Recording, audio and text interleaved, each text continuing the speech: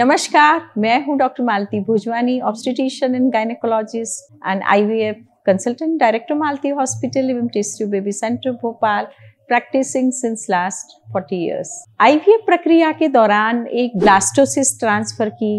पद्धति है जिसके बारे में हमें समझना बहुत ही जरूरी है। ब्लास्टोसिस्ट का क्या इम्पोर्टेंस है, उसका वो क्या है और उससे क्या क्या फायदे होते हैं, इसके बारे में जानना बहुत ही जरूरी है। नेचुरल गर्भधारण के दौरान ये देखा गया है कि जब एक अंडाणु एक स्पर्म से जब उसका फर्टिलाइजेशन होता है तो उसमें 2 सेल बन जाते हैं और धीरे धीरे ये प्रक्रिया फैलोपियन ट्यूब्स के एम्पुलरी पोर्शन में आगे बढ़ती है और तीसरे दिन पे ये एम्ब्रियो 8 सेल का हो जाता है और उसकी जो जर्नी है वो जारी रहती है। वो धीरे धीरे यूट्रस के लेयर की तरफ बढ़ता है और 5वें दिन पे ये गर्भाशय के अंदरूनी परत पे पहुंच जाता है। तब इसके सेल्स डिवाइड होके बढ़ते बढ़ते 200 सेल तक पहुंच जाते हैं और इस स्ट्रक्चर को, इस एम्ब्रियो को हम कहते हैं ब्लास्टोसिस्ट स्टेज, जो कि इसीलिए इम्पॉर्टेंट है कि इसकी चिपकने की क्षमता या इसकी इम्प्लांटेशन की जो पोटेंसी है वो बहुत अधिक रहती है और ये हमें प्रेगनेंसी हासिल करने में, यदि ब्लास्टोसिस्ट हेल्दी है तो प्रेगनेंसी होने की संभावनाएं बहुत ही अधिक रहती है। इसी कारण आईवीएफ प्रक्रिया के दौरान भी जब एम्ब्रियोलॉजिस्ट एक सेल और एक स्पर्म का जब फर्टिलाइजेशन करते हैं और उसको इंक्यूबेटर में रखा जाता है, फिर उसको 48 आवर्स के बाद देखा जाता है या उसको डे 3 पे परखा जाता है, तो उसकी स्टेज जो होती है डिवाइड हो गए 8 सेल तक पहुंच जाता है। और ये डे 5 पे यदि हम उसको आगे बढ़ाते हैं कल्चर मीडिया में, तो 5वें दिन पे यदि एम्ब्रियो हेल्दी होता है तो उसकी स्टेज बढ़ के ब्लास्टोसिस्ट तक पहुंच जाता है और उसके सेल्स की नंबर भी बढ़ जाती है। और ये ब्लास्टोसिस्ट की जो, यदि हम आईवीएफ प्रक्रिया के दौरान ये ब्लास्टोसिस्ट को डे 5 वाले एम्ब्रियो को यदि हम गर्भाशय में ट्रांसफर करते हैं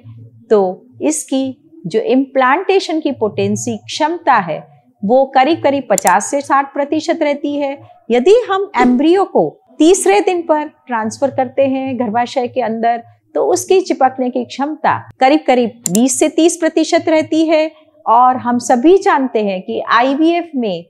प्रेगनेंसी हासिल करना या सफलता पाना हर महिला और हर डॉक्टर के लिए एक चैलेंज होता है और एक बहुत ही इम्पॉर्टेंट एस्पेक्ट होता है कि हम ज़्यादा से ज़्यादा सफलता कैसे हासिल करें। इसी कारण कई साइंटिस्टों को ये लगता है क्योंकि ब्लास्टोसिस्ट में चिपकने की क्षमता ज़्यादा है तो एम्ब्रियो को आगे क्यों ना बढ़ाया जाए। एम्ब्रियो को हम ब्लास्टोसिस्ट स्टेज पे ले जाके फिर गर्भाशय में ट्रांसफ़र करने से हमें काफ़ी सारे फायदे हैं, लेकिन उसके कुछ साइड इफ़ेक्ट्स भी हैं। और अक्सर ये देखा गया है कि कुछ एम्ब्रियोज इतने कॉम्पिटेंट होते ही नहीं हैं कि वो ब्लास्टोसिस्ट स्टेज पर पहुंच जाएं। इसलिए जिस महिलाओं में यदि एम्ब्रियोज का नंबर कम है और यदि हम उसको ब्लास्टोसिस्ट प्रक्रिया के लिए आगे बढ़ाते हैं तो कभी कभी एक भी एम्ब्रियो हमारे पास नहीं रहता है कि वो सारे एम्ब्रियोज अरेस्ट हो जाते हैं, कोई भी एम्ब्रियो ब्लास्टोसिस्ट नहीं बन पाता। इसी कारण एक निराशा की